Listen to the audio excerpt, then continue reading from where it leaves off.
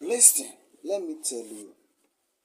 All these things you are giving as an excuse, my brother, my sister, they are not really excuse.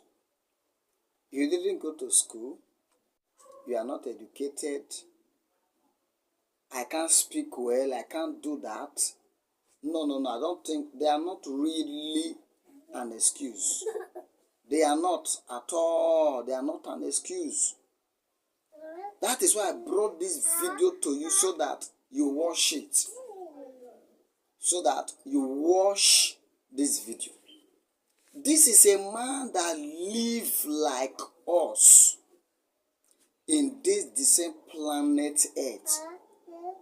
In Yoruba land. Not far, Yoruba land. I've been to his mountain at Ekiti State. You see how this man labored in prayer.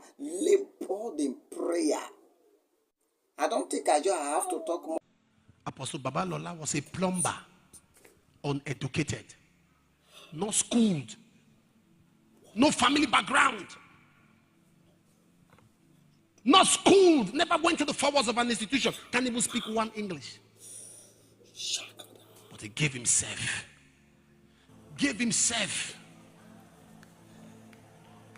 It was so much that people would, when he leaves the house is jammed, the street is jammed.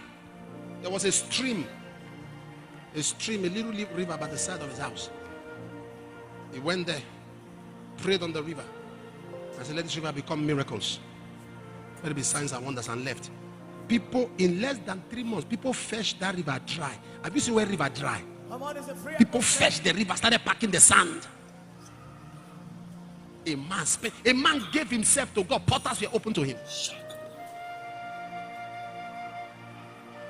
He was on the mountain with the Lord and was praying. While he was praying, he was done. He came down. He went home. I told the daughter, please make tea for me. And the daughter was just dancing and playing around. He said, make tea. Why are you behaving like a mad person? She ran mad. He went back to the mountain to tell the Lord, please remove it.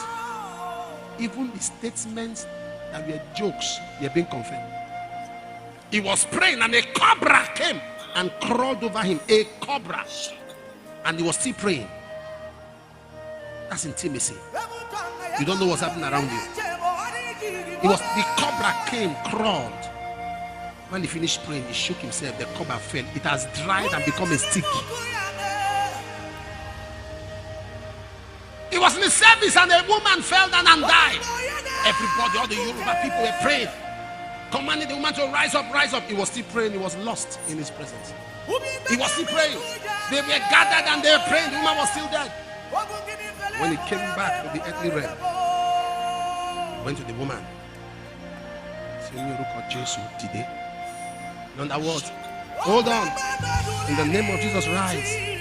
When the woman rose, he said, tell them what you came to do. She said, I'm a witch.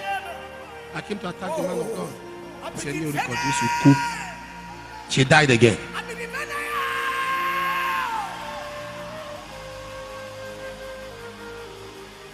You can never be a youth a second time. If you are a priest in this place, God, it's time for incantations.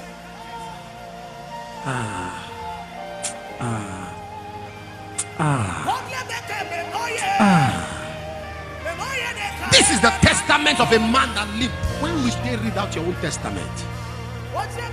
You know, one day I was reading the Hall of Faith in Hebrews 11. It's a time of faith to tell of Barak, of Jephthah, of Joshua. That's what I said. I say, men that live in their own time, whose names are not here, how will they feel? That over 2,000 years later, they are referencing in Hebrews 11, they are referencing Joshua, Barak, David, Deborah, and you lived in his time. Your name was not on the Hall of Faith. Even Rahab. So, sir, young lady, forget about your mistakes. Forget about where you are coming from. Forget your family degree. Forget where they pick, see God's hands upon your life. When God visits and sits on a man, his family background becomes irrelevant. His academic qualification is almost non-essential. It takes you to carry God. When Jesus sat on that ass, people dropped their clothes. If you can carry him, you will step on things. If you can carry him, you will step on jewelries. You will step on wealth. All you have to do is carry him. Carry him. Carry him. There are people, portals have been opened to them. There are people, portals are open. Dimensions have been opened to you. Lift your hands, lift your hands, lift your hands. And God is searching for a man. Oh, God is searching for a man who can stand in the gap, cry and spare my people. In my generation, and heal their broken hearts. There are young ladies and young men that God is recruiting. He's recruiting them to become city takers, gatekeepers, to operate in realms that are alien and ancient, not to walk in the traditional ways of walking with God, but realms that are ancient to men, who can stand in the gap, cry and spare my people, heal their broken hearts. Give not thy inheritance to the heathen. There's a restoration of prayer life. Ushers, leave them. Forget about people now. There's a restoration of your prayer life. Restoration of your prayer life. Restoration of your study life. Restoration of your prayer life. Your study life. Spare my people, Lord, in my generation, and heal the broken heart. I am a gatekeeper. Endue me with power from on high, and give not thy inheritance to the heathen.